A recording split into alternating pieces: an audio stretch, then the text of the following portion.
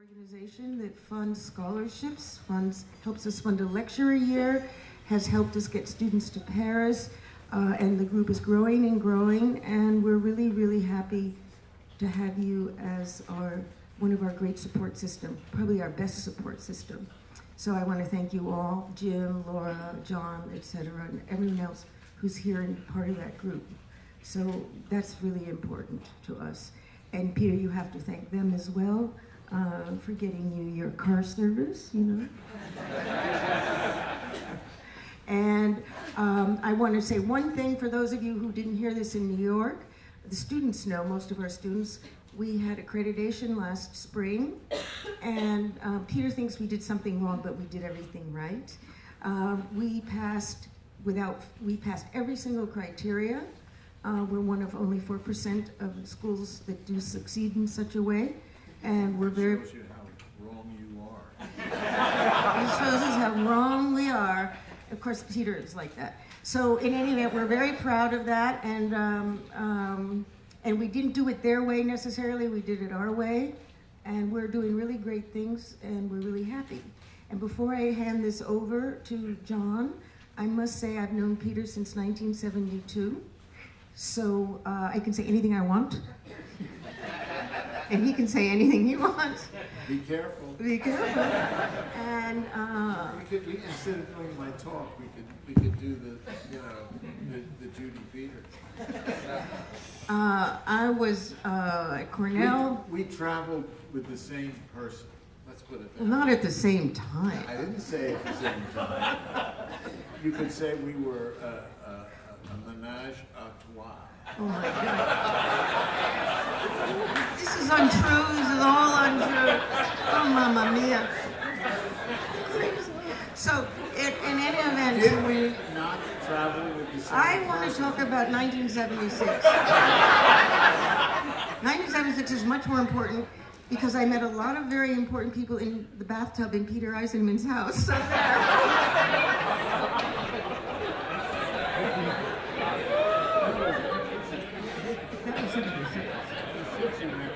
I met him in the bathroom. No. In 19, I want to get away from the menage a trois story because that's the last thing I can deal with. That's okay. The bathtub.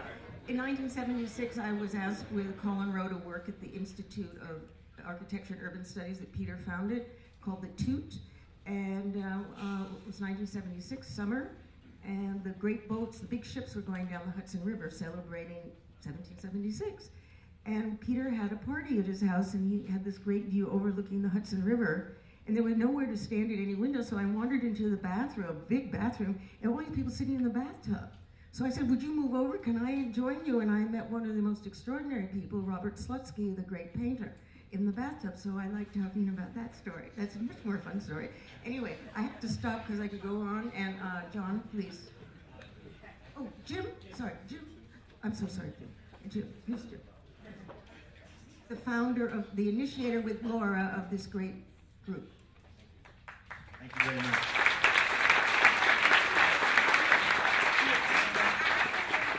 It's an honor and a privilege to be up here with you, Mr. Eisenman. Thank you for joining us tonight. Good evening. I'm Jim Smyros, graduate of the class of '84, and I'm willing to admit that out loud. I'm a partner at the firm of Smyros and Smyros Architects, along with Laura Smyros, my wife, and fellow alum. I'd like to welcome you all tonight on behalf of the Friends of the New York Institute of Technology School of Architecture and Design. The Friends are a group of professionals from the fields of architecture, interior design, and construction management.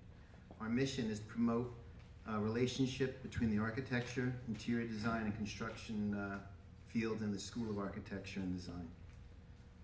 I remember my days here at New York Tech with great fondness and appreciation.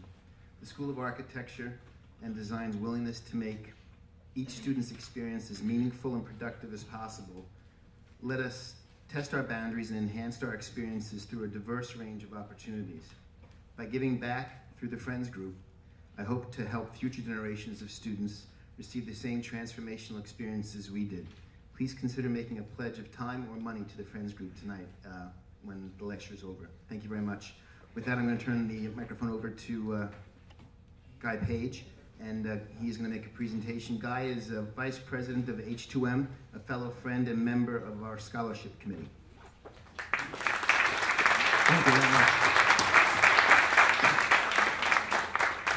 I have the pleasure this evening to recognize 4 NYIT students here tonight. We wanted to recognize 4 categories. One for recognizing interior design, 4-year student, an architectural student in their 4th year, and also a Bachelor of Architecture student in their 5th year. And also we have another award for an Ed Fulford First Annual Memorial Scholarship Award that I'd like to present to 4 deserving students. The first presentation I'd like to make is for an interior design student. Our selection committee was very impressed with her application, especially her response to the essay, which we requested to let them write about why design is important in our profession, as well as to the general public. We were also very impressed by the high level of design that was presented in the projects that that individual presented. And at this time, I'd like to bring up Miss Elizabetha Ferman for interior design.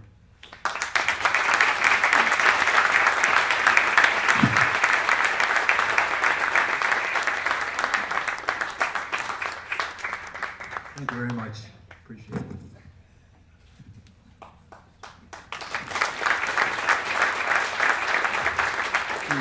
The next award is for a 4th year architecture student. Again, what that student presented in their application, based on their essay, their leadership activities and balancing work as well as schoolwork. I'd like to present this next award to Marion Hubbard.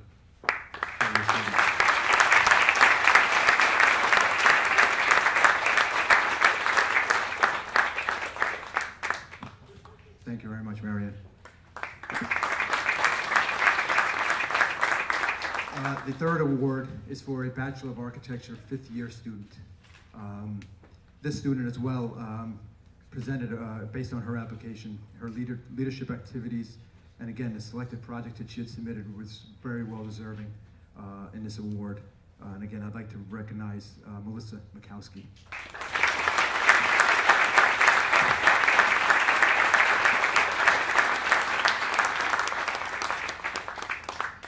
Thank you very much, Melissa.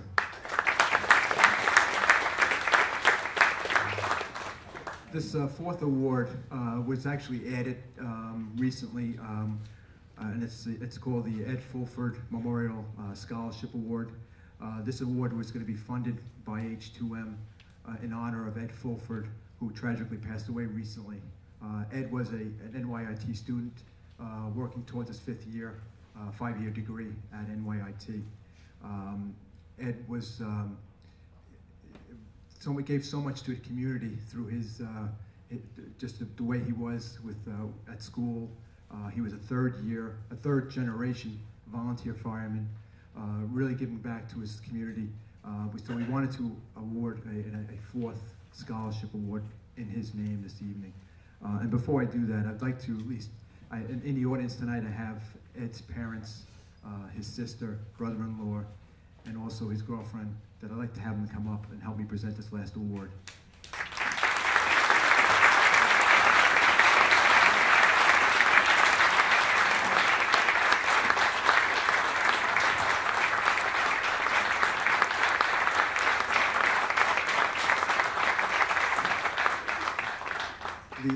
The student that's receiving this award this evening, I just wanted to say a little bit about him as well. This student is a 26-year-old student who has been in the military, in the Marines actually, for 4 years, served 2 years service in Iraq, 2 tours I should say. He's a full-time student in his 5th year of architecture program here at NYIT. He's also an intern architect student at H2M, as well as he's married, and he and his wife are expecting in a short time frame. Here's another student that's given back to his community, to the country.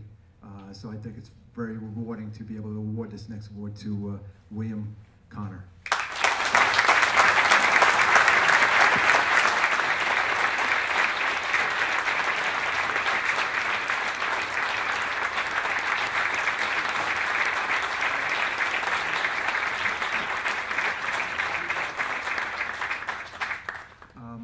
like to do is give Ed Sr. A moment to say a couple words on behalf of his son with this award.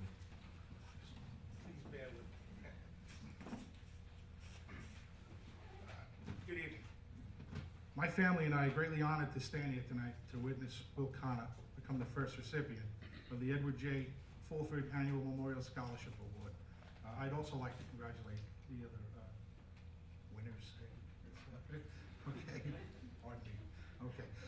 We are very grateful to H2M and the Friends of NYIT for the honor bestowed upon Ed, keeping his memory alive for years to come. We are very proud to hear that the first recipient was Will O'Connor.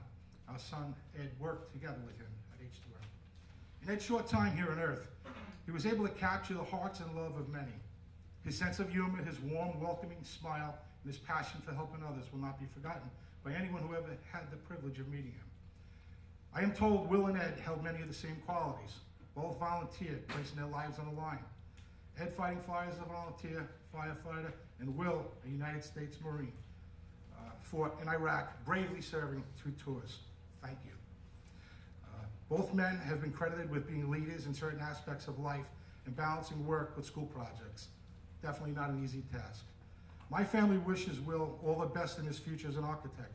Will, please make sure to let us know which new buildings out there you played a role in designing, because we want to be able to brag that we know you. A special thanks to my son's classmates who spent countless hours working together at, as they said, Ed Hall. Their kind words and stories about Ed have been heartwarming. We've enjoyed listening to his fellow classmates explain how Ed would help them before finishing his own projects as deadlines loomed. That is the Ed my family knew all too well. The Fulford family dream is to attend this awards event in the future and hear the name of a fellow classmate announced as the recipient. I cannot think of a better way of honoring Ed than doing such. I've been told that many of his friends are not using Ed Hall to complete their work, since it is not the same without him. You and I both know he would want your group together, helping one another, and now you have another mission, to win this scholarship. We wish to thank the Friends of NYIT, H2M, and you, his fellow classmates, for keeping Ed's memory alive. Good luck, and may God bless you all. Thank you.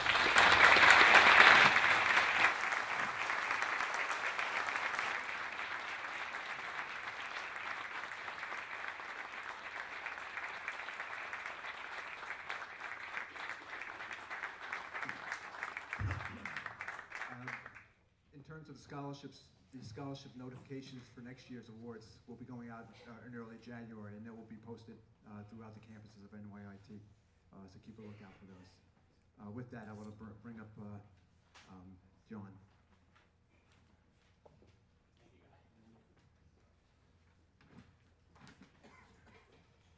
Good evening. My name is John Sorrenti. It is my distinct pleasure to be able to introduce our distinguished speaker for the evening, Peter Eisenman, principal of Eisenman Architects and one of the leading voices in our field today. I need to thank Michael Graves. We had Michael Graves here earlier this year. Michael and I were talking, and he said, "Why don't you get Peter to come here?" And I said, "Well, you think he would?" He said, "Call him, he'll come." So I did, and Peter was gracious enough to answer the phone, and now he's standing here. Peter Eisenman is an international recognized architect, educator, who award-winning large-scale housing and urban design projects, innovative facilities and educational institutions, and series of inventive private houses test to a career of excellence in design.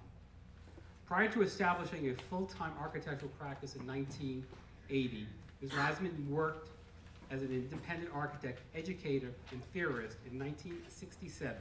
He founded the Institute of Architecture and Urban Studies, an international think tank in architecture in New York, and served as its director until 1982. Mr. Eisenman is a member of the American Academy of Arts and Sciences and the American Academy of Arts and Letters.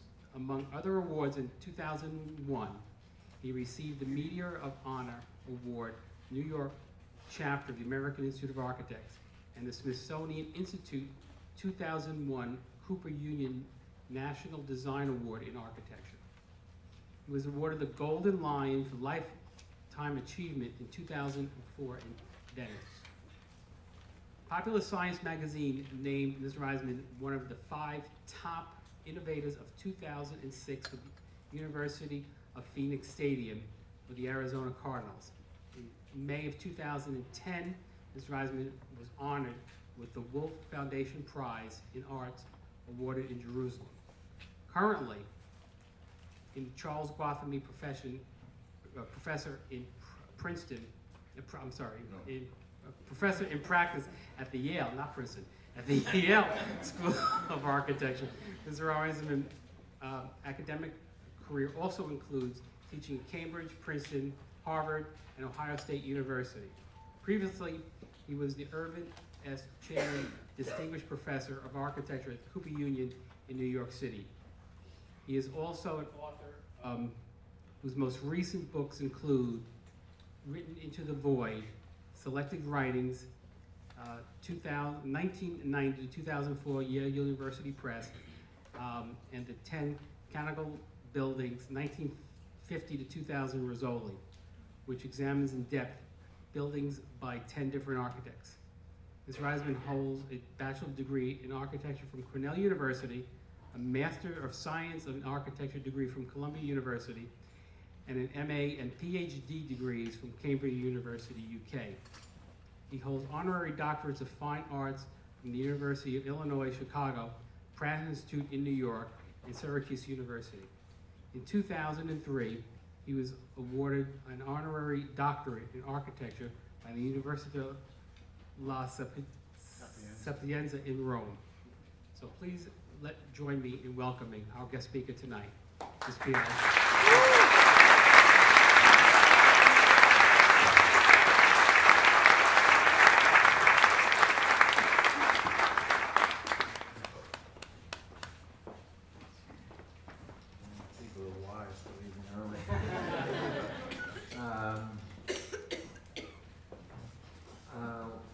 The other third of the party that I talked about with Judy always used to say that when you're over 75, you can sit to lecture. So since I've qualified, I'm going to sit to lecture.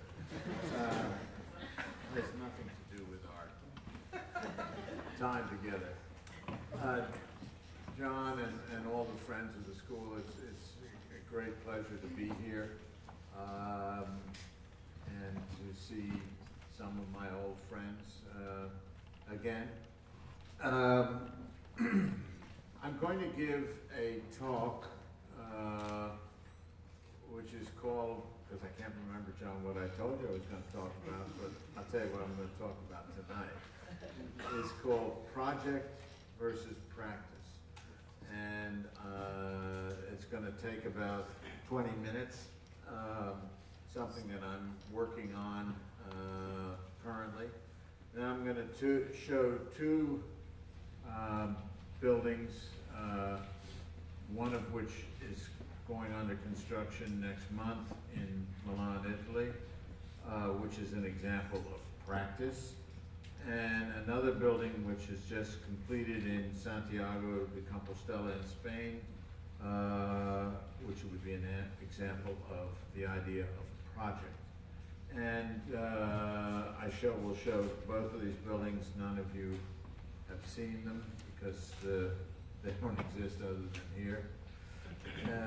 Well, they exist if you've been to Santiago. Anyway, so this is a subject that you might say, why does he want to do this? Well, I think it's really important that we understand that when we leave school, that much of what we do is to practice architecture.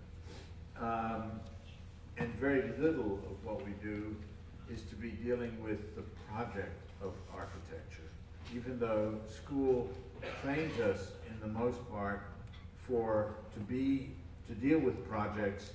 We deal with practice. As a matter of fact, I would argue that 90% of my time and 90% of my work deals with the practice of architecture. That doesn't say that one is better than the other. I want to merely articulate that there is a difference. And I first want to define what the difference is. If you have a project, excuse me, I need to, it's always sniffling, excuse me. If you have a project, it is, in the definition that I want to make, the architect who defines the world around him or her.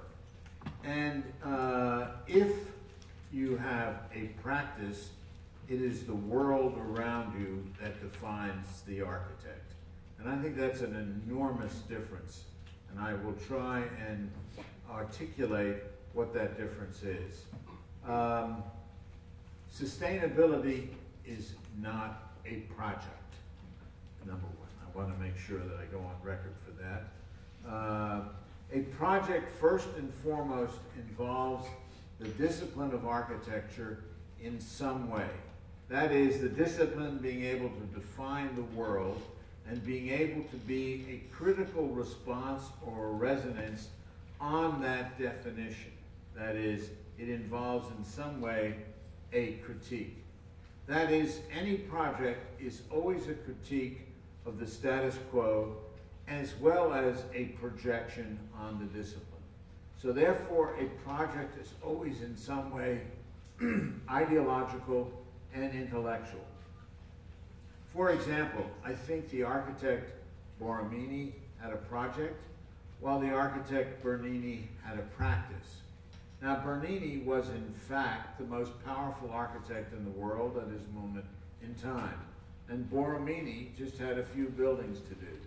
In fact, Borromini, who was the one that had a project, was so upset by Bernini that he ended up killing himself. So obviously, a project, as far as an architect may be concerned, may not necessarily be a good thing to have. It certainly does not give you power in the sense that Bernini had power, or as someone like Philip Johnson had power. For me, he was the second most powerful architect in history, yet he had a practice, never a project. To get closer to home, though, I would argue that two architects of the generation just before me, Aldo Rossi had a project, James Stirling had a practice. Robert Venturi has a project, Skidmore, Owings and Merrill, IMP, KPF have practices. I don't try and weight them in any way at all, but rather to say that the histories of architectures, the one that we all study, the people that we all go to see, for the most part, are the people that we know had a project. In other words, history picks out the people that had a project. And I think it's important to or at least not only to understand what that might be, but also as a student to aspire to that condition. History records those architects that have a project, because most of the architects that have a project were interested in recording themselves and how they defined society at that time. Certainly to record in history how they defined society. Le Corbusier, for example, is very different than many of his colleagues, French architects at the time, such as Mallet Stevens, André Loussat, and others. They were all doing little white houses at the same time as Le Corbusier.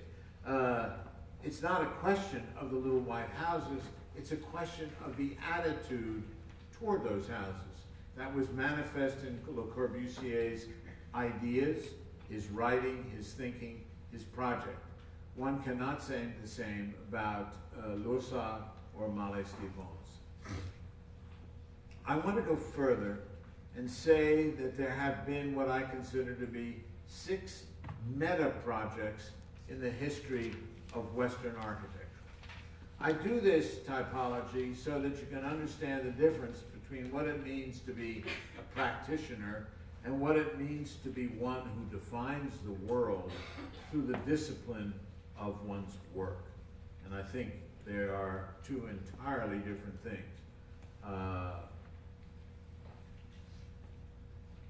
I think the first project of architecture, I would argue, was Vitruvius, who wrote the 10 books of architecture that were the touchstone from which all treatises that followed for the next 15 centuries.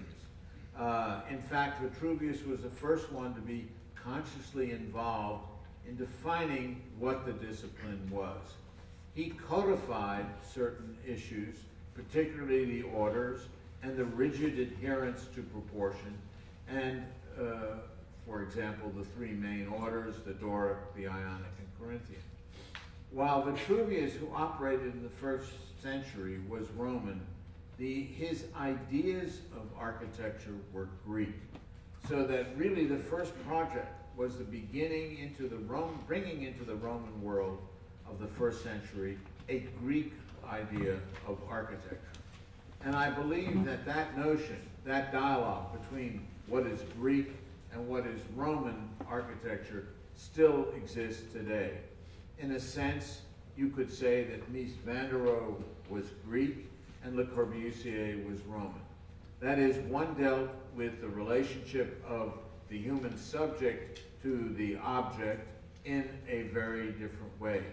All of the ways of looking at Greek architecture usually involved a 45-degree angle, and the corner was more important to the Greeks than to the Romans, more important to Mies than it was to Le Corbusier.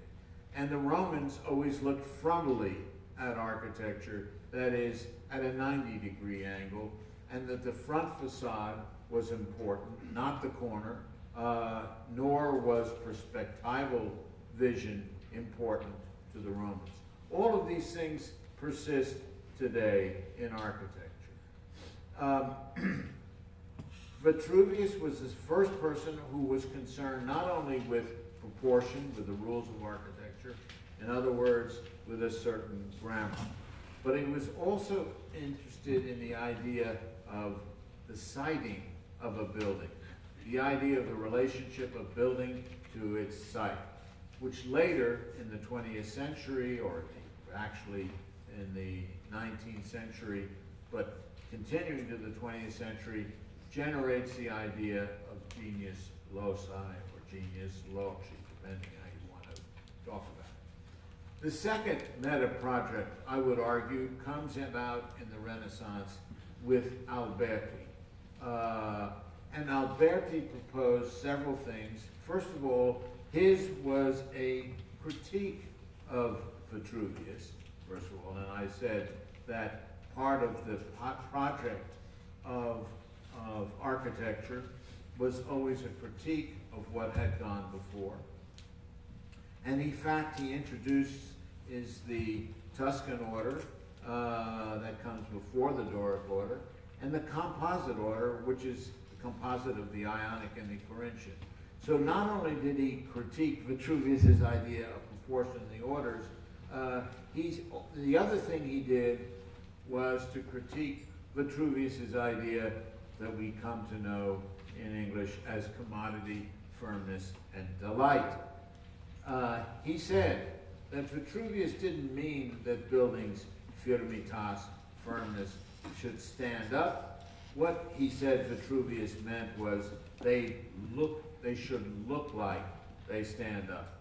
And with this, Alberti introduces the idea into architecture of representation.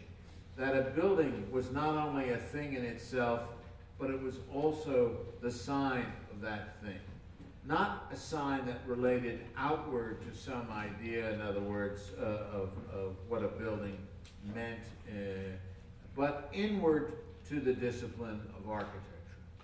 The whole notion that a column must have a certain proportion, not because of its beauty necessarily, but because of its use, was introduced by Alberti.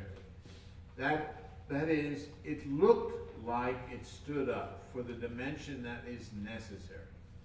Alberti also started several other ideas which we still think about today.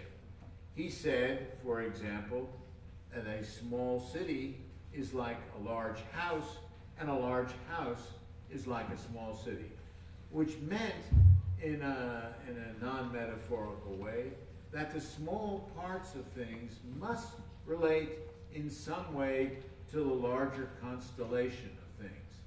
The idea in Latin of consinitas, of a part-to-whole relationship.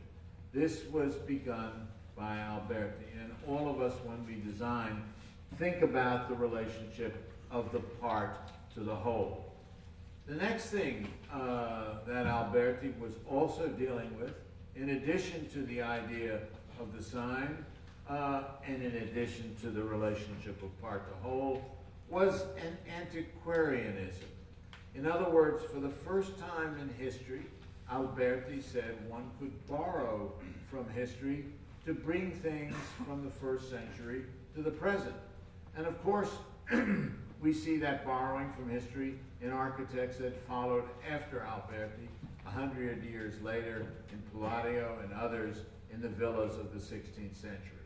So Alberti said the most important thing, which underlay this antiquarianism, was that a discipline of architecture must have a history, Italian, a storia.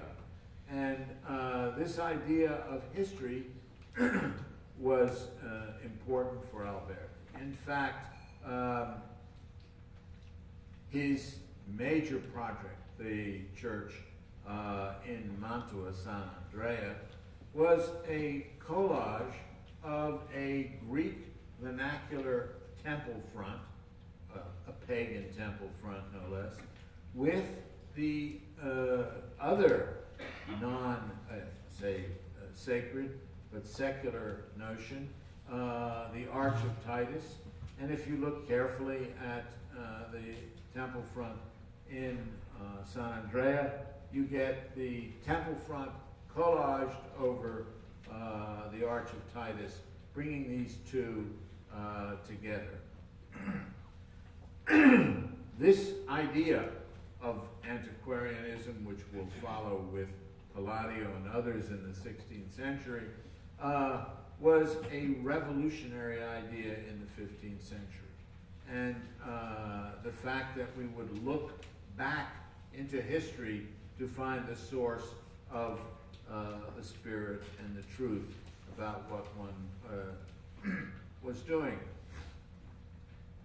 The third meta project of architecture comes about in the 17th century, not with Palladio, who had a project, nor with Borromini, who had a project, nor Carlo Rinaldi, one of my favorite architects, who also had a project. But neither of them had what I would call a meta project, that the project to influence other projects. So the third one was a man by the name of Claude Perrault, a French architect, who worked as one of his major projects on the Louvre.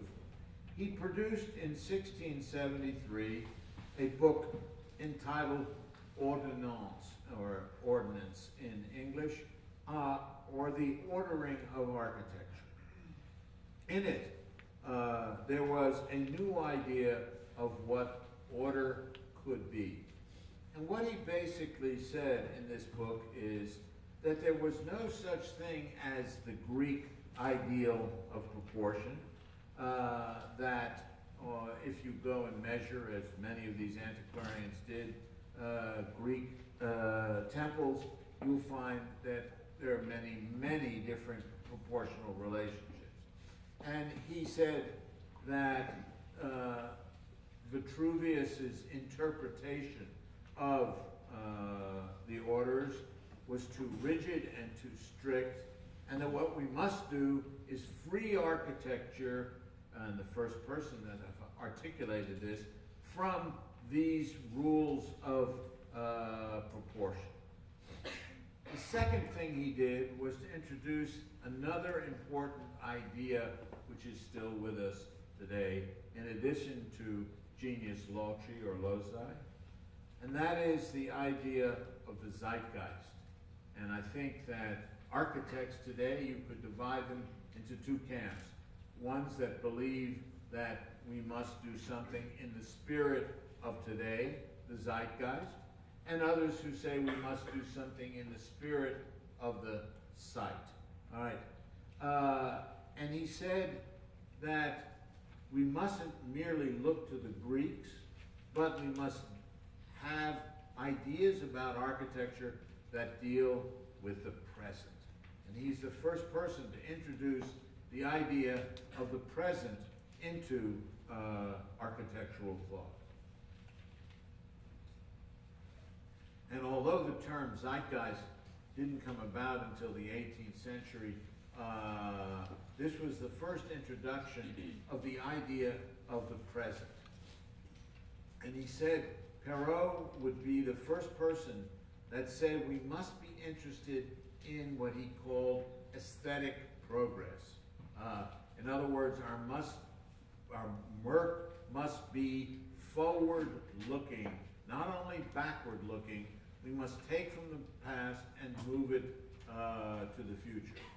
And he said, we are beginning to deal with new functions, schools and secular buildings, factories and other things. And of course, this would be the case later with the French Revolution. And what he did was, in his critique, was to open up the narrowness of Vitruvius and Alberti and others to a whole genre of possible alternatives. For me, the fourth meta project was the project of Piranesi in the 17th century. And what Piranesi did was to introduce the notion after Perrault, and it wouldn't have been possible without Perrault's talking about the question of freedom and the present, of the arbitrary invention. And even though Piranesi only built one building in Rome, Santa Maria del Priorato on the Aventine Hill, he left us with many different works, but particularly the drawing of the Campo Marzio, which was a wonderful invention of an idea of the urban. What you have in the Campo Marzio is probably the most important single drawing that I think exists in the history of architecture. It is unique in the history of architecture up until that moment, and perhaps even after it. And what it does is to bring together a map which is not of a single moment, but of several moments of different times. It is a map of Rome of the 1st century. It is a map of Rome of the 18th century. It is a map of Rome of a visionary future time. And so what we see on this map are buildings that had been extant in the 1st century that didn't exist in the 18th century, and some buildings of the 18th century which didn't exist in the 1st century. Some of the buildings that had existed in the 1st century, he moved to other sites as he wished, and some buildings which existed in the 1st century were either drawn larger or smaller than they really were. So what we did, what you see in Piranesi is a change not only in the site, the time, and the scale. All of this is both historically accurate and the invention of the history at the same time. So we have both a historical fact and the invention of history, and one could call this an arbitrary invention. Now, when we look at Piranesi, we see something quite different than, say, the map that Giambattista Noli made of Rome, which was and is the icon of postmodernism, and in many respects, an icon of many of the schools of architecture that still exist today. whereas Noli also was revolutionary in his map because for the first time he drew what has become to know as figure ground reversals, where the figures were, the buildings were in black and the spaces were in white.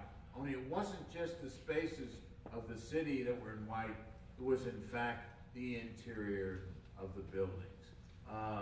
That is, the interior of the public buildings were now drawn as if they were part of the ground. The last thing I think that was important about Piranesi was meta project was the bringing together of text and project. In other words, it was very important for Piranesi to write, and that much of the writing was in fact more important to him than the buildings he did. The fifth project, and again, for me, I think this is very important, is a project that came about after the French Revolution, and it was a project in the spirit of the architect Julien David Leroy, a Frenchman who comes after Perrault. Leroy was important in history because in 1780, just after the French Revolution, he became the first professor in the Academy of France to become a professor of theory. So the idea of theory and the history of theory originates with Leroy in 1780. Before that, theory had not been recognized as a discourse separate from history. And in his book, The Ruins of the Most Important Buildings in Greece, it was divided into two parts for the first time: a project of history and a project of his theory. And it's the first time in history that history and theory were recognized side by side. So 1780 becomes for the first time a recognition of this project in the Academy of France. Another thing that became important to that argument of theory is the idea of invention, which Piranesi was dealing with, and he argued back and forth with Leroy, versus imitation. And of course, this is an argument that is still with us today. Are we inventors when we make a project, or are we imitators when we think of the past? Imitation being something to do with neoclassicism and the Greek, and invention that comes out of something out of the definition of the world that means a project. So you could argue that invention is the motor of a project of architecture, and that imitation is the motor of the idea of practice. The sixth project, and the last one I think, was defined by Le Corbusier in 1914, and it is the project of autonomy. It is this project where architecture for the first time is not necessarily relying on historical precedent, nor relying on political, social upheavals of the French Revolution, but an architecture that comes out of its own discipline entirely, that owes nothing to other disciplines.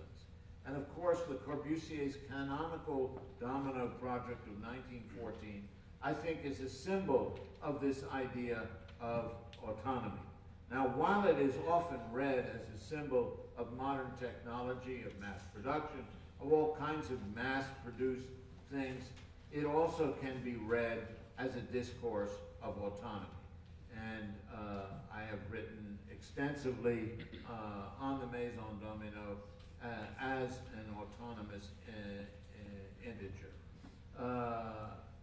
And I think that it is from 1914 to where we are today, practically 100 years, whether it's called modernism, postmodernism, deconstructivism, or whatever, they all deal with what I call the project of autonomy.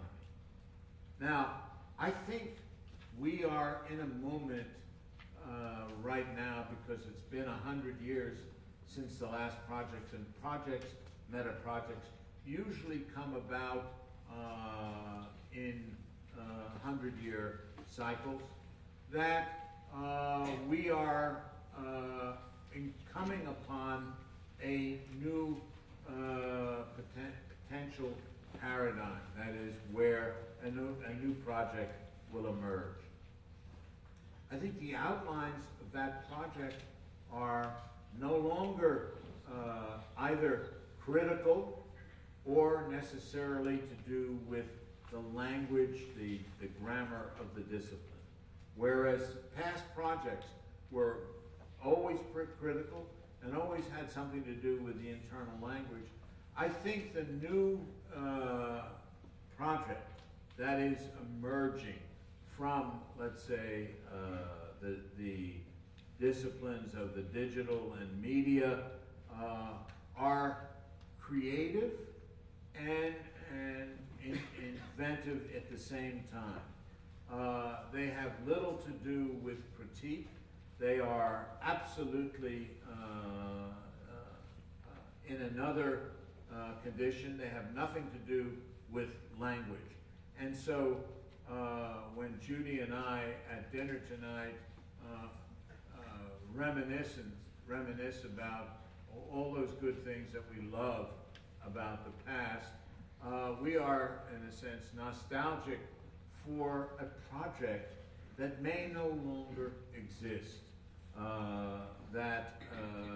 And I think it's important to understand that there may be coming into our world, and I notice this in other disciplines, in the social sciences, in comparative literature, in history, a new idea of what means to be a project.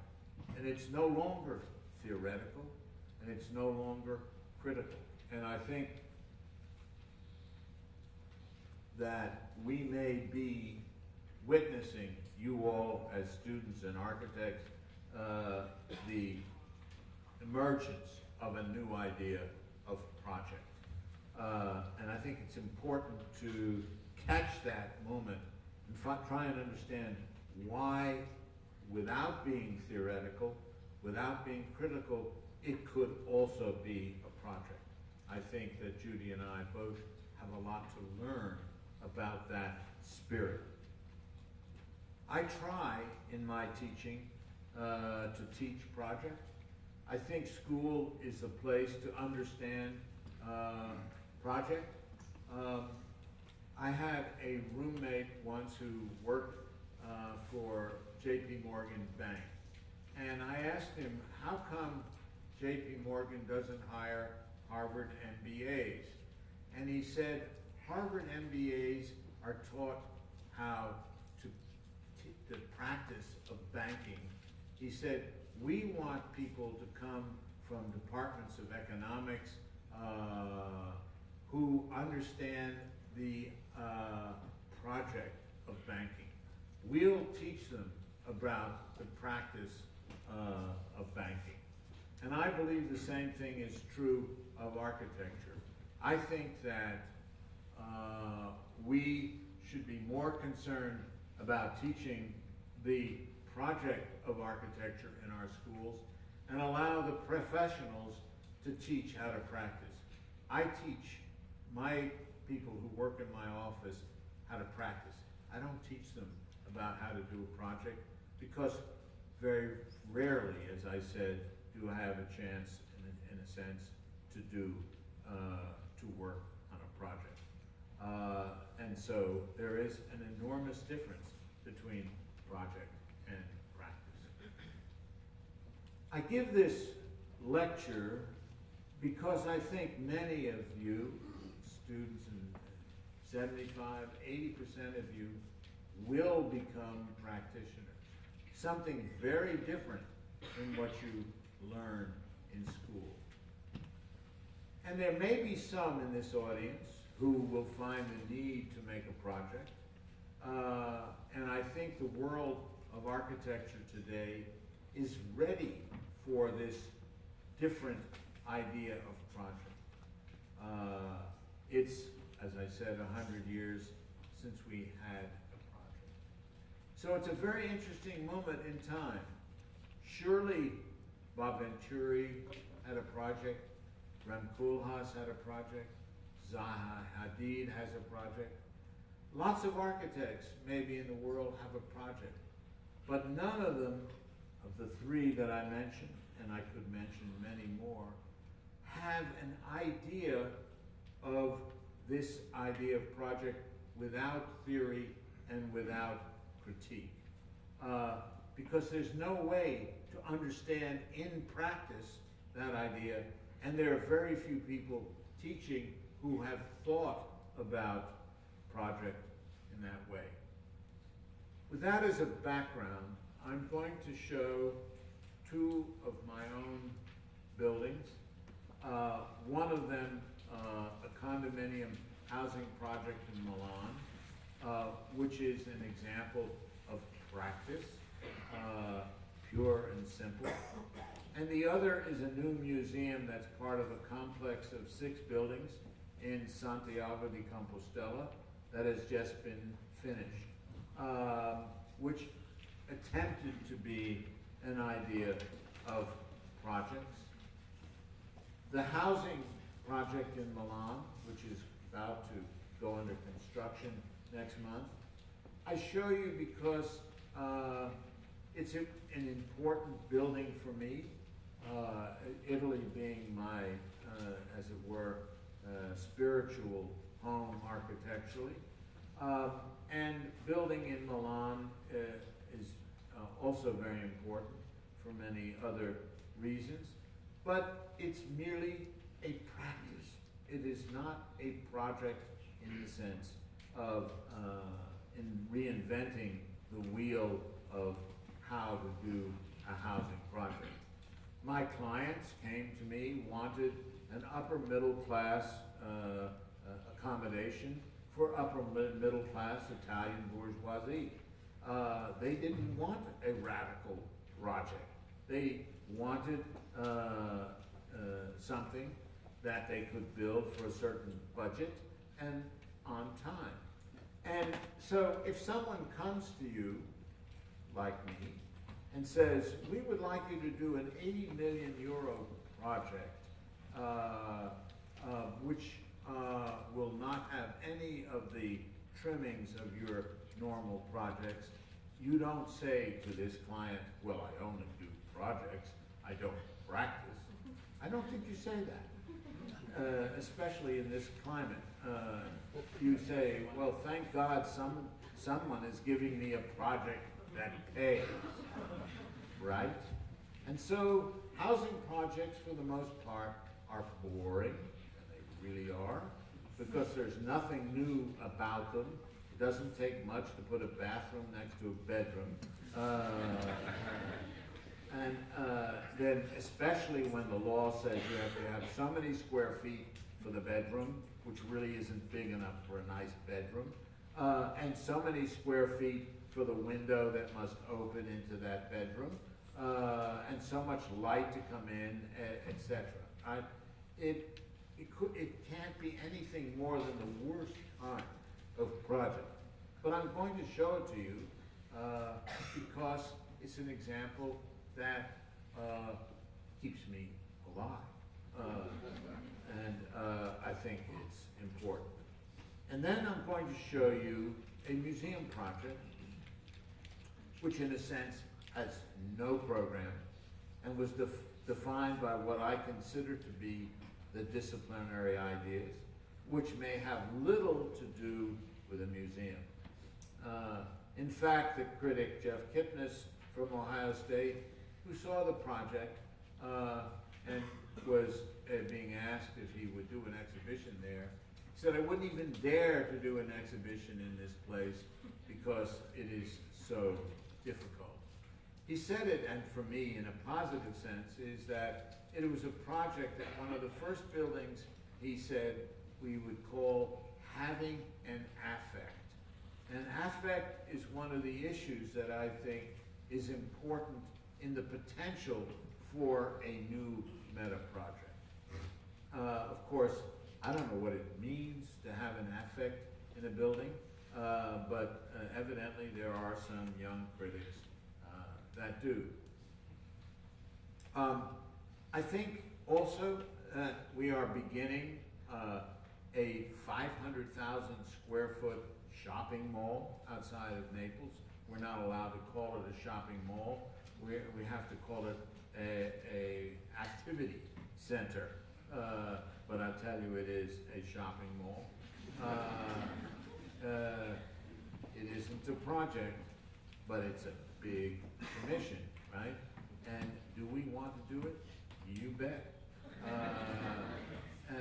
And it allows me to come here and smile and stay in the practice of architecture. Because Manfredo Tafuri, the Italian critic, once said to me, you know, Peter, I would never have been interested in your architectural project, your theoretical project, had you not practiced and built architecture. And I want to leave that as an important note, that all of you can have the most wonderful theoretical ideas, the most wonderful ideas that what might be a project as opposed to the daily routine of practice. But if you don't build, very few people will take notice. And I think it takes a lot of practice to arrive at the possibility of a project. That if you haven't practiced, you never will, I believe, reach the possibility of project.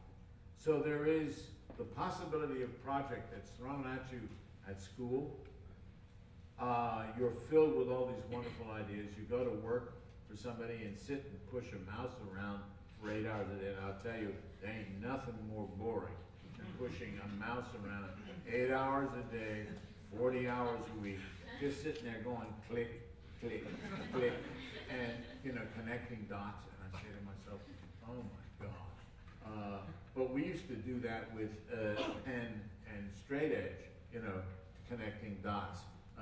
So I think it's always been the same. So with that in mind, with the lesson that Tafuri taught me, that without practicing, he never would have been interested in project. I want to begin with the images and show you first the Milan housing project and then the Santiago project. So can we have the lights? I'm going to try and do this if I can. Let me see. I got to figure out which is the show me which. Yeah, well, which? Oh, the laser here. Okay, so let's. Yeah, we need to do something different than that. We need to go back to 1. Okay, and we need to make it full screen. Can we do that? There we go. Now I can do it, right? No? Oh, let me try it again. Go back. Yeah, it's still full screen. Okay. There we go. Okay, I got it. All right. Handling 2 of these things at the same time, well, that's a lot of technical. That's a lot of stuff. Here is our project. It is in an area to the east of the Duomo in Milan. It's near the University of Bovisa. It's on a very difficult triangular site. I don't do curvy buildings as a rule, but to get the number of apartments, we had a height restriction because it's in the flight path of Linate Airport, so we had a 36-meter height limitation. You know, we said, well, we're going to try. Some of the historical documentation that we were dealing with. And we started to do block studies, that is, the number of blocks it would take to fulfill the requirements. This is the way we were working, and we realized that you didn't get enough light and air here. We had to, you know, chop off corners, that sort of thing. And then we said, well, maybe we don't want to do a continual building. And so we found a way to say, here we can get the accommodation you want with 3 slabs. Or even more interesting to us was this particular gridded condition of 9 towers sitting above shorter towers below, which we could do in terms of the idea of the regulations, let's say, of light and air. But when the client saw this, he said, that doesn't look like a building. And of course, it doesn't look like a building that the client wanted. And it probably doesn't look like a building to anybody who knows what of a condominium. They said we couldn't sell, even though we thought the units were quite nice. So we went to this curved form, which made all of the regulations. And we did something that was important to us in the history of thinking about Milan housing, and especially Giovanni Muzio's Ca Bruta, and some of the other housing projects, where there was a base, which is a stone base, as you can see here. There was what I would consider to be a piano nobile with a 2-story band of housing. And then there were what one would call urban villas, that is 2- and 3-story blocks above this. So we had 3 different kinds of accommodation. And as an omaggio to Giuseppe Taragni, who also built 4 housing blocks in addition to the Casa Rustici, which this has echoes of, we would like to think, we did this particular gridded frame to house these urban villas. Here's another view of the model that we made of that. We started working then back into, again, possible ways.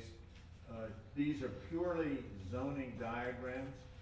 We had an existing building at the corner, and these diagrams show you the amount of square meters we needed to put on the site, and what would have to happen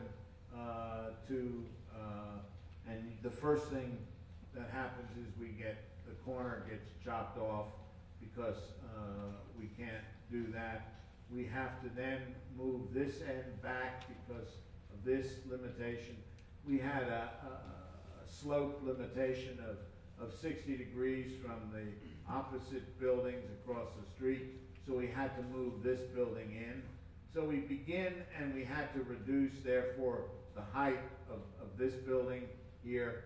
And you begin to see how we get pushed into the form that we get. Again, limitations.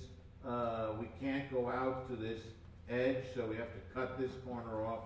And you begin to see how the zoning forces us, and if we weren't doing something radical, but just what one would call a building, into basically this form here. And we thought, well, as long as we've got this form, let's go all the way and make it a curved form.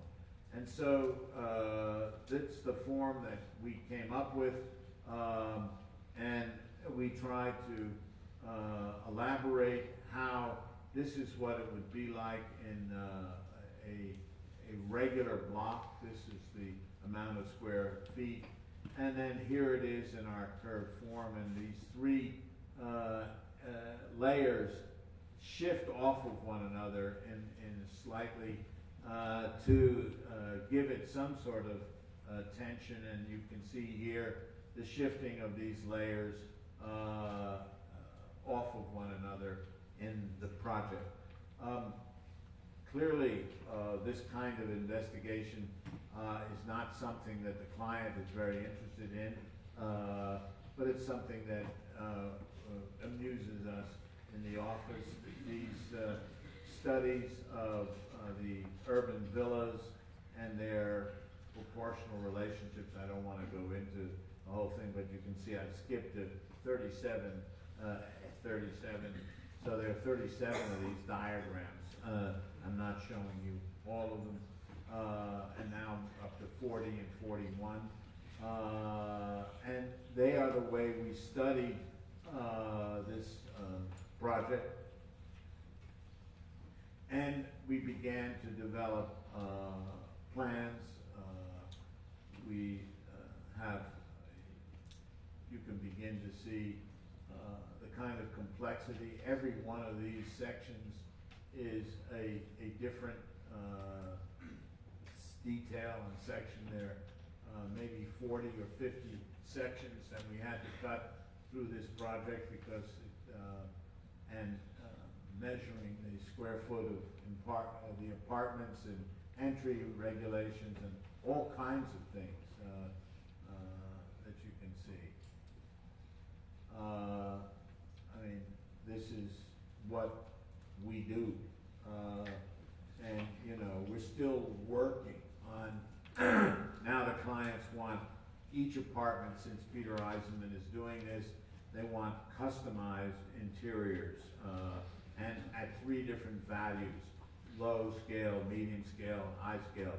And, you know, you don't know if this is material finish or scale, size of rooms, or what it is. But it's something that we continue to work on as we're preparing to build.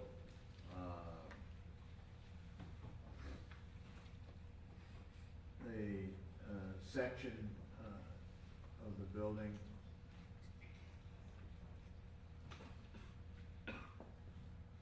There is a computer I'm not sure whether when we have computer models and when we have actual models, because we have lots of actual models. But you can see homage to Terragni in the base, the window spacing. And then this is all a Roman travertine base. We have a piano nobile here, which is a very special set of apartments which are set back that have these terraces.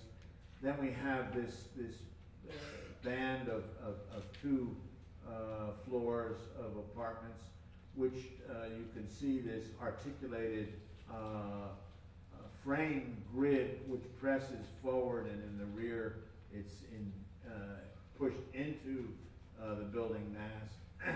And you see these urban villas on the top which have a certain regularity to them. And the back has an entirely different feeling because we believe in fronts and backs of buildings.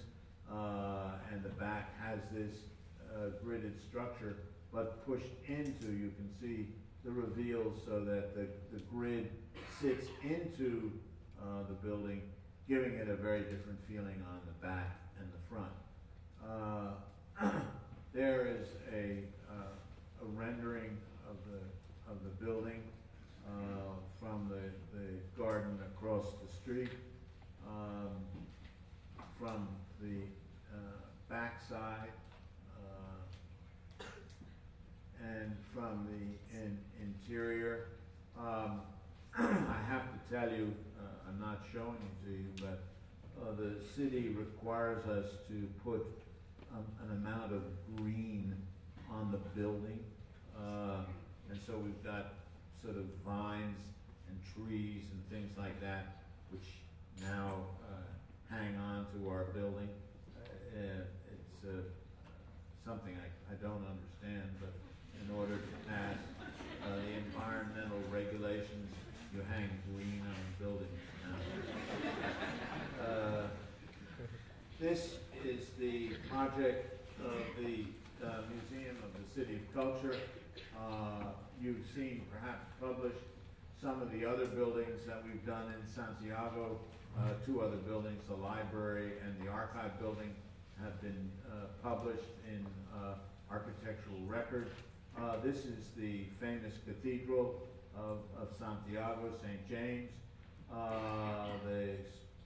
the plaza, and here is our museum building. We were given the site. We won this project in a competition against such luminaries as Jean Nouvel and Stephen Hall and Danny Leveskin and Rem Koolhaas and on. But we made the buildings to look like the hillside that we had chopped off. And here you can see the buildings. This is the library building and the museum building and the administration building. So you can see 3 of the 4 buildings that have been built so far. There are the buildings, 3 of the buildings with the local stone and various, I'm not going to talk about the various issues that are involved in the building because that would be another lecture. Sorry that slide doesn't show. It's a rendering, very bright, of the buildings as they would be when they're done. Here you can see this is the museum building I'm going to show. This is a new technologies building, an opera house, a library, and the archive building. So in all there will be 6 buildings. 4 are finished, and the 5th building is under construction. There you see that's the north facade of the museum building. It's much more complex facade than looks there. Here you can again see that north facade, and it has a double curve. All of the pieces of glass are unique, and of course with computation and the digital, you can make every piece be different and still be the same. That it costs no more than to make something different, and it sort of leans out in 3 layers. It steps out from the surface in a very unique way. This is the library building looking north to the museum building, and the roof of the museum building, again, an up-close view of that. There is you call it a facade, it's a roof turned into a facade. It's a giant slalom, very hard to make. We couldn't keep the concrete on the formwork. The angle was so steep, it was very difficult to pour. Not that that makes it any better. You can see what it's like. You notice that all of the chases, the exhausts, the stacks, and things that usually adorn a roof are not there, because in fact this is a second roof, environmentally very sound, of stone that's built 10 feet over all of the, so we have a double insulated roof and these are, the water runs through to the underlayer, so all of the air filters out, and it doesn't look like the roof of the building. There's an up close of that facade, at the layering of the facade as it twists through its own orbit.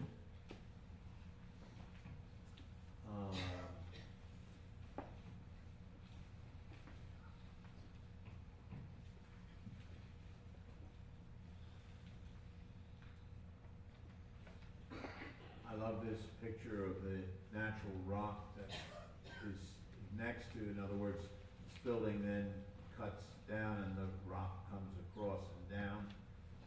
And so you play the rock face against the faceted glass face, which was something important to us. This is the south facade, all native local stone. The the main gallery space. This is the interior of that facade. It has a series of layers so that it's not what you would call a curtain wall.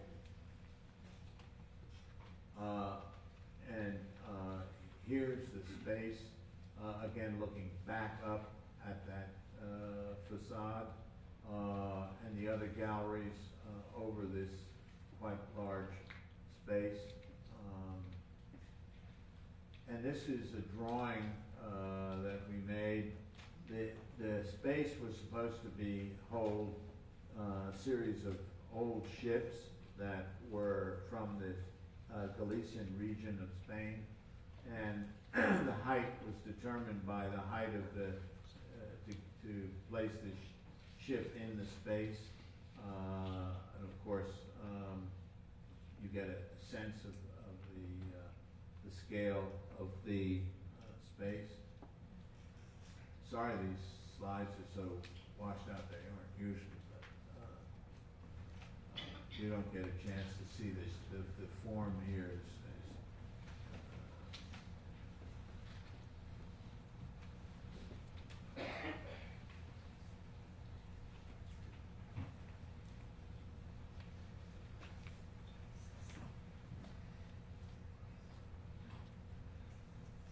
built very beautifully by Spanish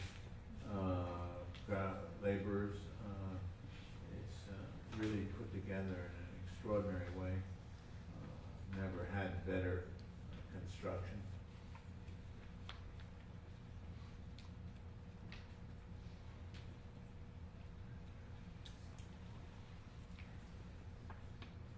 You can see all of the grids that you saw on the roof come through into the floor, are all stone, and there's a lot of what I call poche in the ceiling, which distinguishes the ceiling surface from the exterior.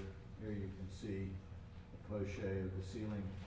In fact, some of it is also 10 feet deep, housing all of the mechanical equipment. The facade looking back out to the cathedral downtown.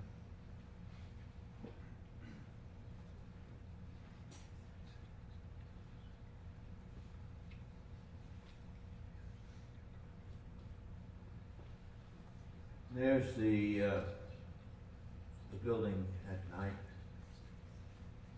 Do I have the lights, please?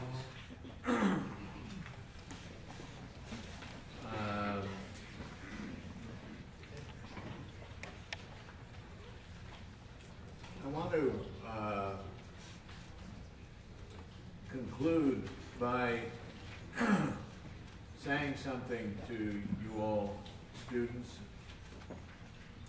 There's a lot of fear around in the architectural world, fear brought about by the recession, fear brought about by the fact we just had a developer in to see us today about tight money and people unwilling to finance projects.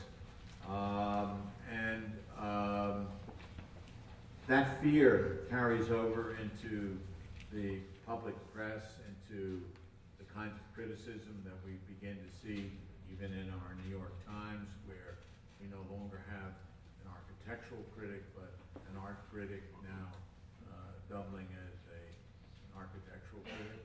We no longer see architecture being featured in the New York Times, but in fact, the last article was painting favelas in Brazil.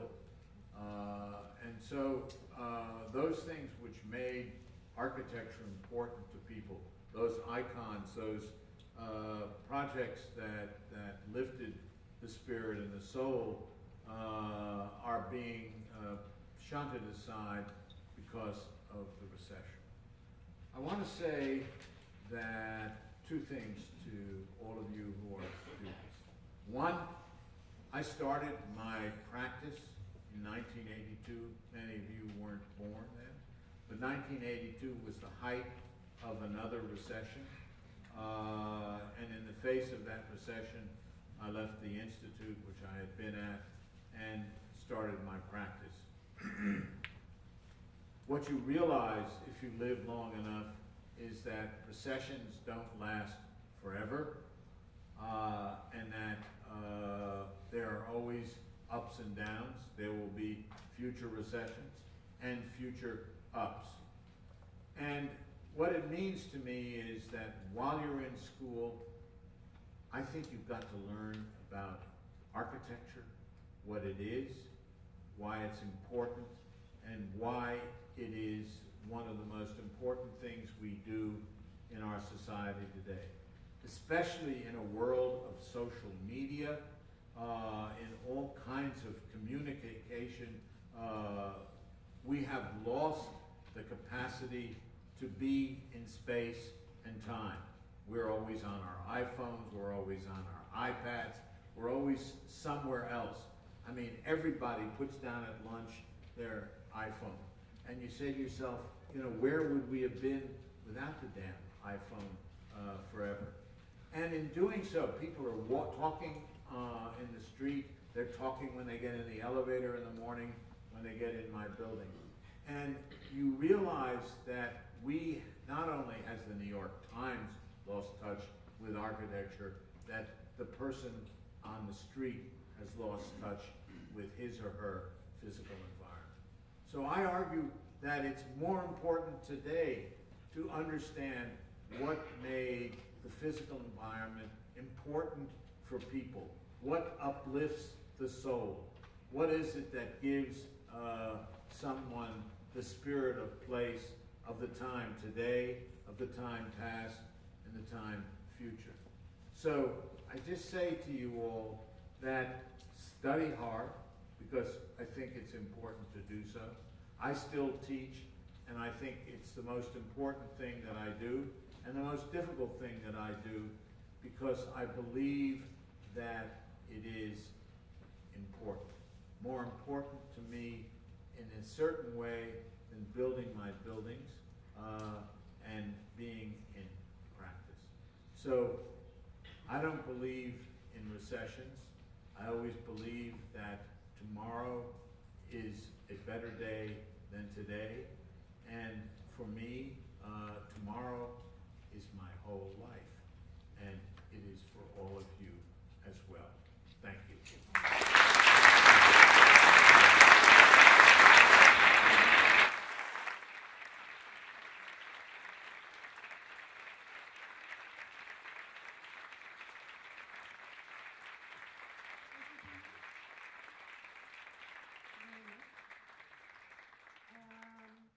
I would have to emphasize something that Peter said about this problem, I think, for cell phones, iPhones.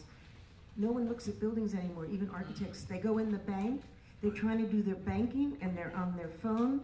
The poor bank teller's trying to look at you, and nobody looks up at any buildings. That's just one example. Nobody looks at people. And nobody looks at anything anymore.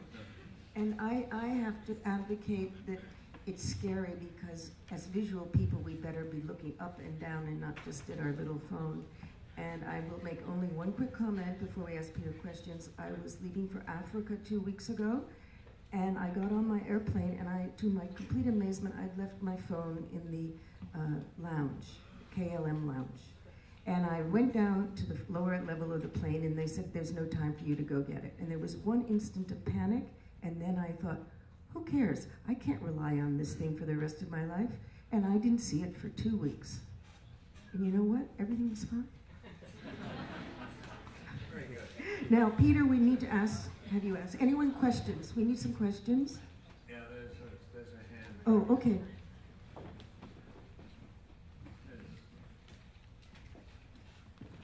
thought you were going to ask. Okay. From your experience, would you encourage pursuing degrees beyond architecture because of your thoughts on what you see in other disciplines? You stated before. Well, let me tell you from where the world is today. When I graduated from school, a B Arch was all you needed to get out from under the drudgery of being in an office, all right, working for 8 hours a day, drawing lines, okay? I think that what one has to do is find a way to get into your own practice in some way. And I think we are one of the poorest professions at bringing people along. I mean, the legal system, the dentists, the doctors, the psychiatrists, all these other professionals have a way of bringing people into a practice and having them grow into a practice. I think the way to escape from someone else's practice is to be able to teach. You also learn that way. The only way you can teach today is if you have a master's degree. So it's almost like a requirement if you want the possibility of teaching to get a master's degree. I think very few people are hired coming out of school today with a bachelor's degree. So I think it's almost a necessity. I would recommend that if you're in a 5-year program or a 4-year program, to go out and work for a couple of years to find out what it's like to work, to find out why you want to get out of doing that as quickly as possible. And I say that my office is, I mean, unbelievable amount of time you have to spend, you know, moving those mice. And so I would say not for anything other than to get that piece of paper that's a ticket to freedom from the computer, I would go back and get a graduate degree. Questions? Yes. Let the mic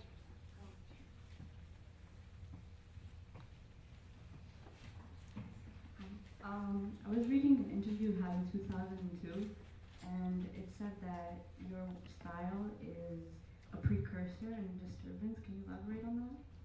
I'm sorry, my what? Style. Your style. My style is a precursor to what? I don't know, you said that my work is disturbance, a precursor, and a premonition. Yeah. Precursor? Disturbance. Well, I do believe that one of the ways to get people to pay attention to their environment is to disturb them. Yes, I do believe that. And I do believe that architecture is not about putting people into a sort of cozy cocoon, but to make them more aware of their physical surroundings. There's nothing worse than, for me, a cozy little suburban house that drives me out of my mind, right?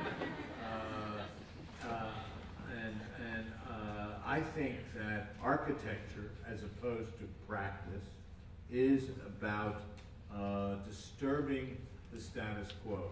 That is, not giving the client what they want, but giving them something other than what they want. That's a really difficult line to draw, because when a client comes to you, like the Milan client, I don't say, I'm going to build you an apartment house that disturbs you, right? Because that's just a dumb thing to say, okay? You say you're going to give them an apartment house they're going to love, and feel happy in. But I mean, clients say, we want happy space. What's happy space? You know, how do you design happy space? You know, is this a happy space? I mean, who knows? And so, you know, you have to be really careful. You know what disturbing space is, that's for sure. But happy space? And so, I think that it's fair, to be honest to you, that I think architecture is a disturbance. I would also say that we don't need a lot of architecture. We need a lot of practice. That is, all the other stuff that isn't architecture, because that's 90% of what the environment is made of. We don't need an environment full of architecture.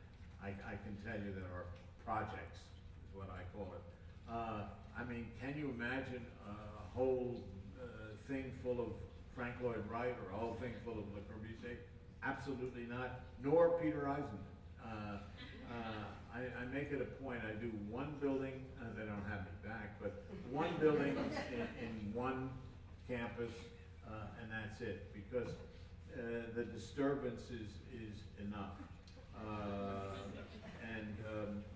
You know, but what's also interesting is the people in Galicia, the project we've done, has motivated a lot of people. They feel that it's something that has brought them into the 20th century or the 21st century, that they see it as something uplifting to their culture. They've always been a kind of sort of Mississippi of Spain, and a forgotten region, and now people feel very excited about it. Had we built dumb, ordinary buildings, they wouldn't have felt very excited. We get, in a city of 60,000 people, we get 30,000 visitors a month to our project just to see the architecture. So, is the architecture disturbing? You betcha. Do those people mind? No, they don't, because they find it stimulating, and they go back home to their, you know, usual surroundings, and that's why they come and visit it. So I would argue how to learn to be an architecture of disturbance is really a good thing, but don't practice it, because there's no future in it. Thank you very much. Another question here? Just let's get the mic.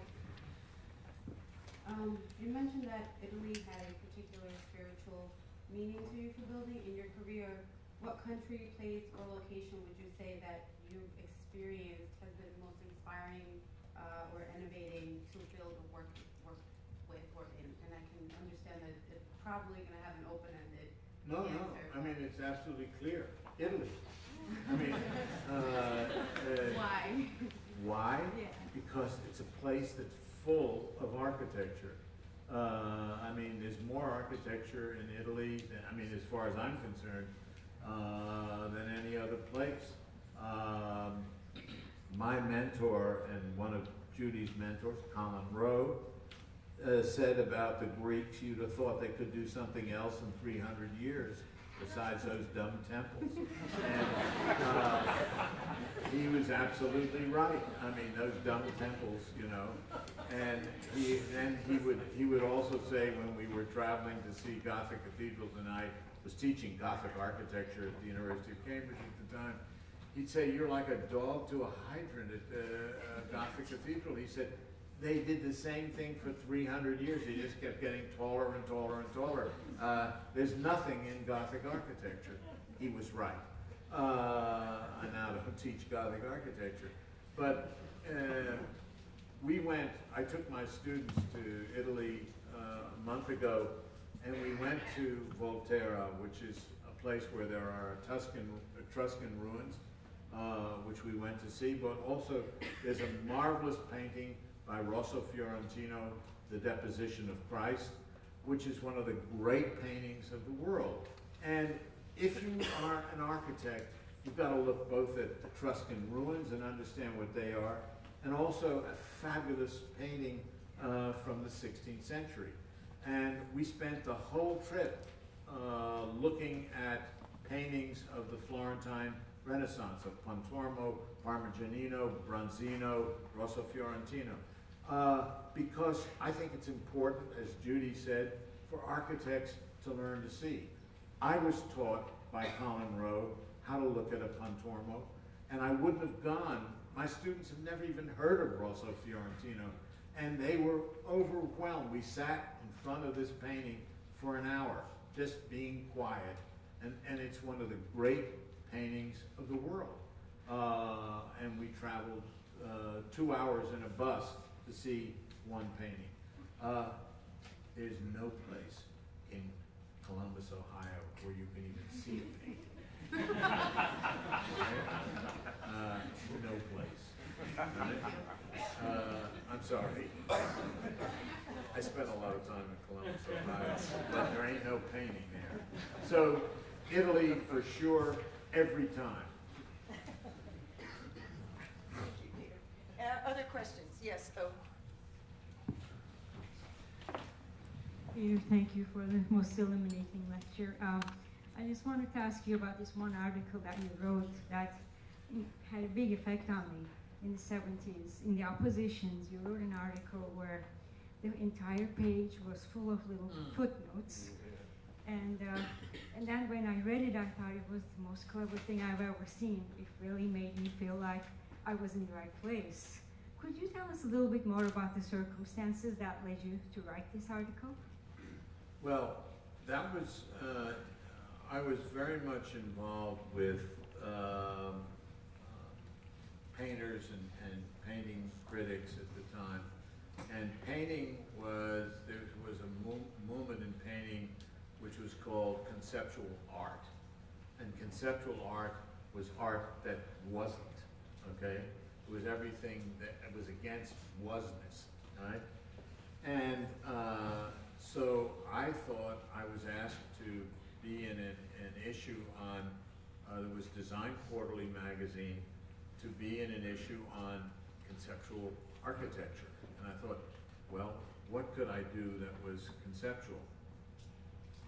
And I got this crazy idea at the time, it was in the air, that I would write the article, which I did, and then I would take the words away and leave the footnotes, right?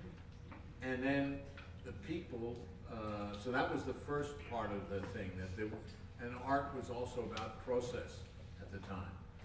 And then the second thing I did was to say, okay, if you want to read the article, you have to write to me, and I'll send you the article, which people did. So it was all part of a process. It wasn't just the object, which was 6 pages of blank space with the footnotes that were there, but there was also an article, which I later published as, was called Notes on Conceptual Architecture, and then I did Notes on Conceptual Architecture 2, and then Notes on Conceptual Architecture 2A, and I mean, you know, we were in a really crazy period, and the more crazy you could be in that sense, that's what we did. I remember when I did my House 2 in 1969 and 70, I wanted it to look like a model. And it had no gutters, it had no flashing, later probably leaked like hell, but it looked like a life-size model. And when it appeared in L'Architecture d'Aujourd'hui, the French magazine, it appeared, they photographed the real house, and it said, model of Peter Eisenman's house 2, okay? So I had, and those days I felt it was not necessary to ever visit anything I did. So I never saw this house even after it was published. I went later to see it. The funny reprise of that story is my client was and still is a famous international lawyer. And he was in 68, 69 when I was designing the house, he was in Hanoi. If you know anything about the world at that time, that's not a place where you should be. It was just before the Vietnam War, I think.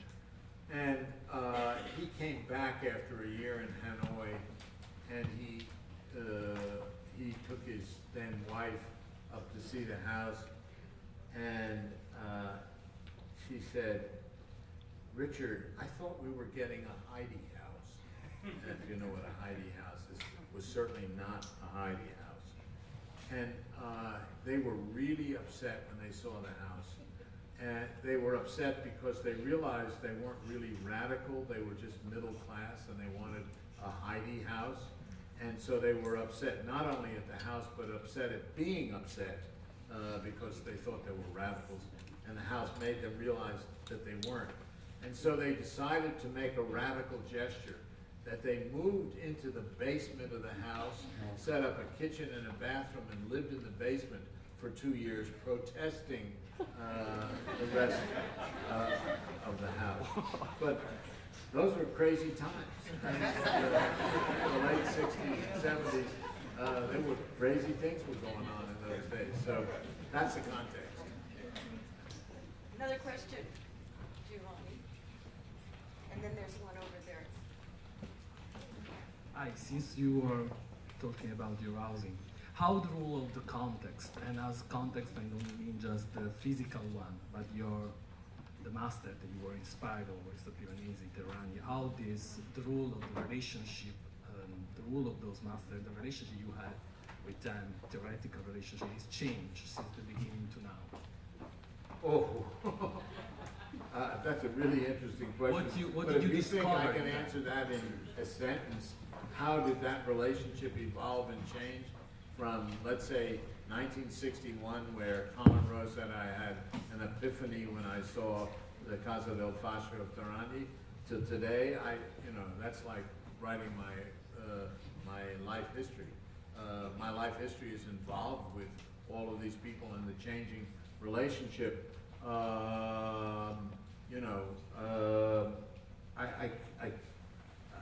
can't really answer the question.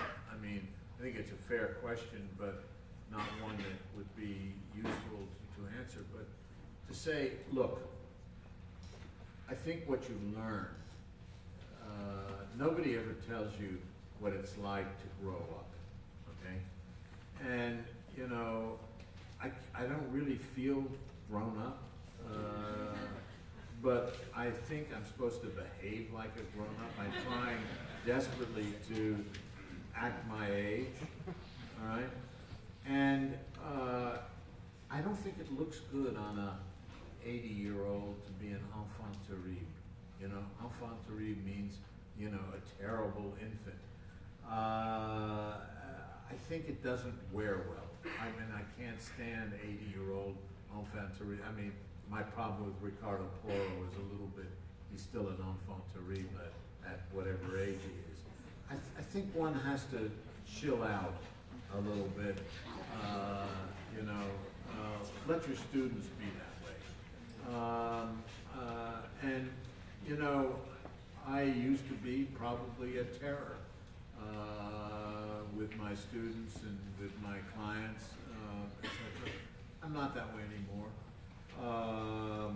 And I think that's a good thing. So obviously my relationship to people, to architecture, to my students, to my family.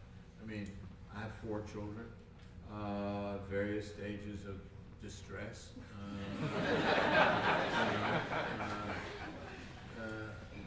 My daughter, who is very spoiled and was on her 3rd husband, says, "It's your fault, Daddy, you spoiled me."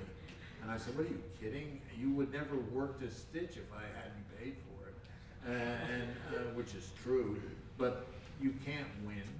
And life isn't about winning, you realize. When you're young, you think winning is a good thing.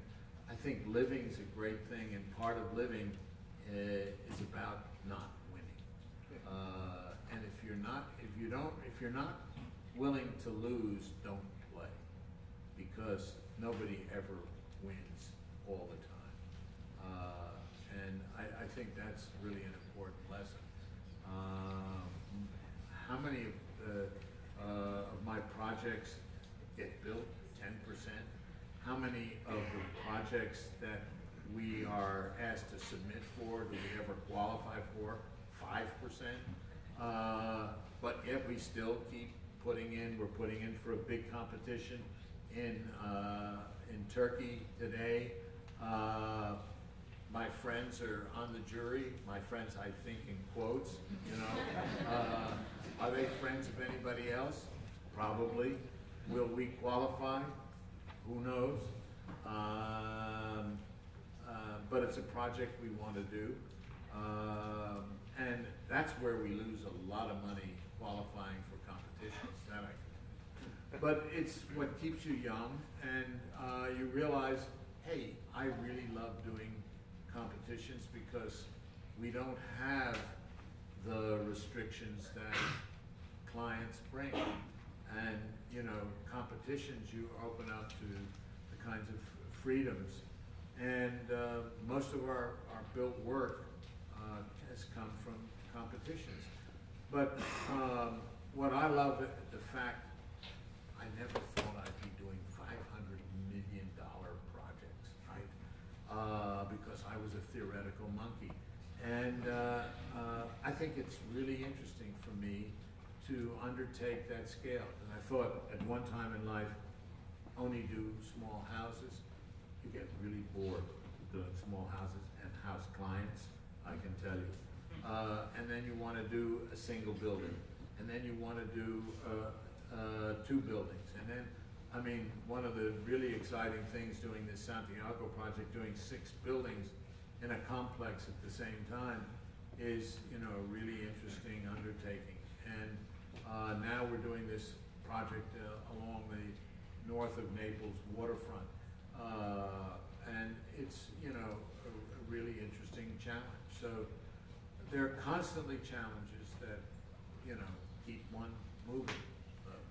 But my relationship to what it was is very different every day. You get the last question. Well, I'm not there yet. There's a fellow over there who had a question. Okay. When you were presenting the Santiago project, you mentioned that it was a competition and you had to go against such other architects as... I can name them for you. Oh, name them for me. Fantastic. But Koolhaas, Stephen Hall, yeah. Libeskind, Bofield, etc. Not exactly my question. But my question was that of those architects that you do competitions against, do you admire any of them, and if so, who? Oh, I love going against what I consider to be architects, you know, who are worth going against. Yeah, there's no sense beating up on people that are not, you know, you don't win anything. The way you win is go against people that you should lose to. That's important. It's really difficult at my age to feel like you win anything because you're older than everybody else. When you start beating on somebody that's 35, that doesn't feel good.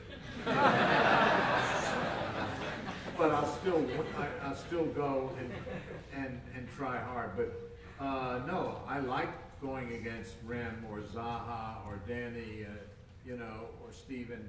I think that's really a big challenge for me. And you know, I lose more times than I win. You know, I've gone against Caesar Pelli about 4 times. I've lost, I think, 3 and won 1. I've beaten Michael a couple of times, which I like doing. And you know, but I can give you the whole list of people that I've lost to. So it's a challenge. I like going against what I consider to be the best, and you don't often get a chance to do that, and I've been fortunate to be able to do that. One more question from the student. Any? Okay. We're about done. Yes. Are you? Yeah. How do you feel about the movement of architecture today, like the BIM software? How do I feel about what? How architecture is moving today with BIM and Revit and the building integration software. Revit say to me, why should we learn about Palladio? We want to learn Revit. And that's the whole thing between project and practice. I should always end my lecture with that, okay? Thank you for the question. Palladio is about project, Revit is about practice. You can learn Revit in an office, not waste your time in a school learning Revit, okay? But you can't learn Palladio in an office. And boy, that's where the real problem is. When Revit hits the schools, we dead, okay? Or at least architecture is dead.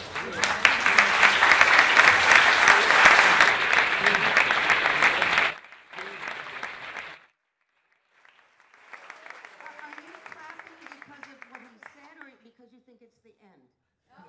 No, it's because you're a speaker. First of all, I would like to add, I actually had this very conversation with our graduate students who went and complained that they were upset that they weren't having Revit as a class. And I explained to them that our business wasn't teaching master's degree to people to teach them Revit to become master thinkers. I have since found out that we are offering a class that's becoming a little too much like a practice program class in Manhattan in Revit, and I think this will have to change. I have just found that out. So. And that's the first time that Judy and I probably in our many years would agree with. Now, I have one question, and then we'll go. This is a hard question. I'll stand for this. No.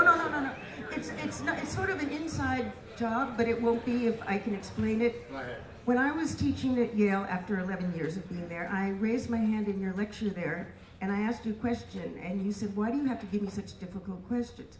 The question then was, why, Peter, how do you feel your work is at that point, not here so much, in relationship to Frank Gehry? And do you think you were influenced by Frank? Now, your response was, I felt like a kid who'd been working on a sports car for years and trying to put it all together, and then this guy went whizzing past me and splashed mud in my face because he'd gone way past me. So now I want to ask you. I did feel that way at the time. Okay, and but it I really felt like this mud splashing on But me. I would contend right now he's become too much of just practice, and maybe you have really passed him. So I'm wondering if you could comment. Well, first of all, it would be disingenuous of me to say that I had passed him. I think Frank has become practice, by the way. I think that's reasonable. He's repeating himself over and over again, and it's become a little boring. But at the time I said that, it wasn't boring. It was, the Frank Gehry moment. I would honestly say, and as I've said to my friend Michael Graves, 1980 was the Michael Graves moment, by the way, when he was on top of the hill, no question. In 1990, it was Frank Gehry was on top of the hill, no question. In the year 2010, Rem Koolhaas was on top of the hill, or Zaha Hadid, or someone like that, no question. And I believe that Peter Eisenman is still climbing hills. And you know what? I wouldn't know what to do if I got to the top of the hill. And I hate heights anyway. I have acrophobia, so I really enjoy climbing. But thank you very much.